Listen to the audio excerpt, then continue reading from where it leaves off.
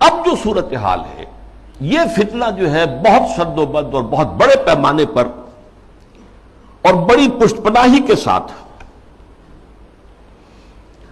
مغرب کے زیر اثر اور دجال جو اس وقت ہے، دجاجلہ میں سے ایک بہت بڑا دجال جو ہے امریکہ اور شخصی طور پر بش، اس کی ریشہ دوانی اور اس کی پشت پناہی اور اس کی تائید اور اس کی مدد سے جو فتنہ اٹھ رہا ہے، اس کا ہدف کیا ہے؟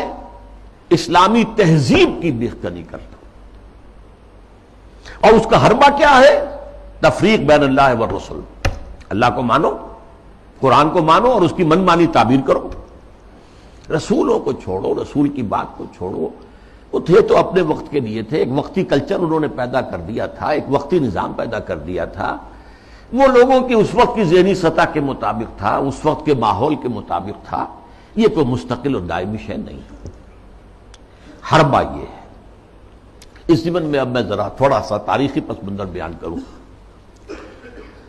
دیکھیے اس وقت جو ہے شیطان لعین اور اس کے سب سے بڑے ایجنٹ کے ذریعے سے دجالیت جو مرحلہ وار آگے بڑھی ہے، اس موضوع پر میں تقریر اسی جگہ پر کر چکا ہوں 22 فروری 2004 کو، 2.25 سال پہلے، موجودہ عالمی حالات میں اسلام کا مستقبل کے عنوان سے۔ سب سے پہلی دجالیت جو آئی دنیا میں، وہ ریاست اور سیاست کے میدان میں آئی سیکولرزم کے عنوان سے۔ مذہب کو، خدا کو، خدائی ہدایت کو، خدائی احکام کو، آسمانی ہدایت کو پرے کر دو ریاست سے۔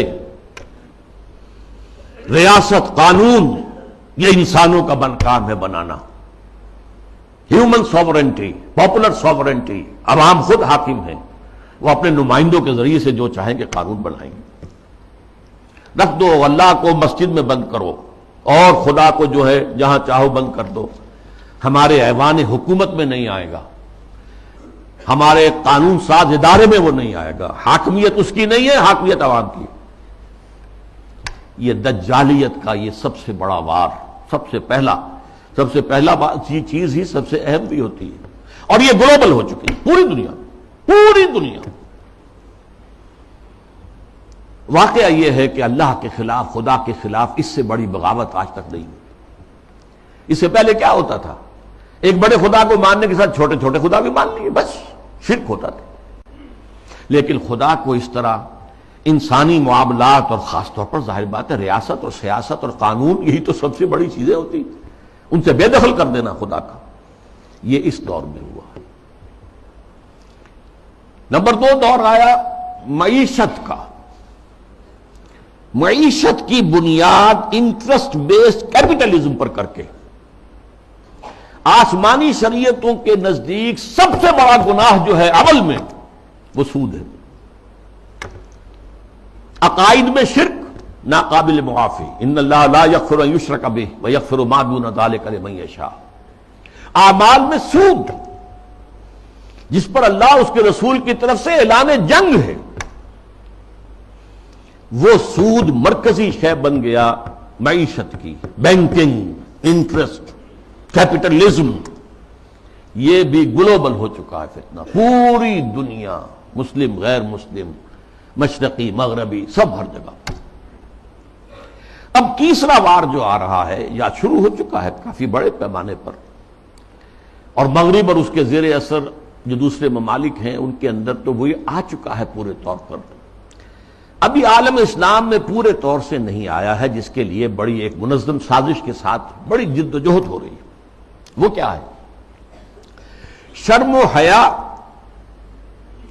عفت و عصمت کے تصورات اور ستر و حجاب کے قوانین اور ضابطوں کے خلاف، اس سے آزاد تہذیب اور معاشرت۔ جیسا کہ میں نے عرض کیا، یہ شرم و حیا، عصمت و عفت کے تصورات کے یہ بھی کوئی بڑی اعلیٰ قدر ہے، ستر و حجاب یہ بھی کوئی احکام ہے۔ ان سب کی نفی اسلامی تہذیب کو اس وقت سب سے بڑا چیلنج اس سے۔ اس لیے کہ یہ اسلامی تہذیب کا بنیادی نقطہ ہے، اہم ترین ہے۔ اس ضمن میں دیکھیے سب سے پہلے امریکہ میں ان کے جو تھنک ٹینکس ہوتے ہیں، بڑے بڑے مفکر ہوتے ہیں، تھنکرز ہوتے ہیں، وہ چیزیں لکھتے ہیں اور وہ گویا کہ ایک طرح کی رہنمائی ہوتی ہے حکومت کے لیے۔ سیموئل پی ہنٹنگٹن نے لکھی کتاب، بلکہ مقالہ، تہذیبوں کا ٹکراؤ۔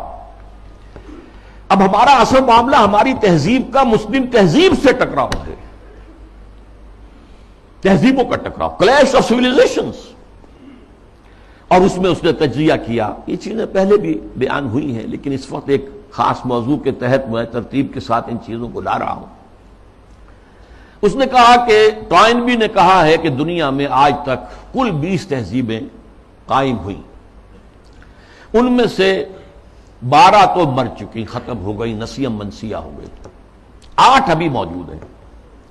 ایک ہماری مغربی تہذیب ہے، 7 اور ہیں۔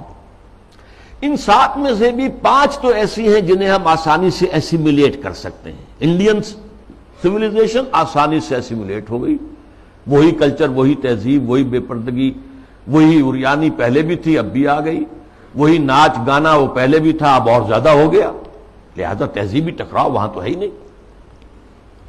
تو ایک دو جو تہذیبیں ہیں وہ ہمارے لیے چیلنج ہیں، وہ لوہے کے چنے ہیں، انہیں چبانے میں وقت لگے گا۔ ایک مسلم سویلائزیشن اور ایک کنفیوشین سویلائزیشن۔ کنفیوشین سویلائزیشن کے بارے میں تو میں اس وقت نہیں سمجھا تھا کہ یہ کیا واقعی کوئی چین کے اندر یا اس کے آس پاس کے ممالک میں جو بدھ مت کے پیروکار شمار ہوتے ہیں، کوئی واقعی کوئی تہذیب کنفیوشس کے حوالے سے ہے۔ ابھی حال ہی میں نیوز ویک کا ایک پرچہ چھپا ہے جس کا مین مضمون تھا کنفیوشس کا احیاء، ریوائول۔ تو یہ ہو رہا ہے چین میں اس وقت۔ لیکن یہ کہ اصل ہمارا جو مطلب ہے اس وقت ہمارا موضوع ہے وہ مسلم سویلائزیشن ہے۔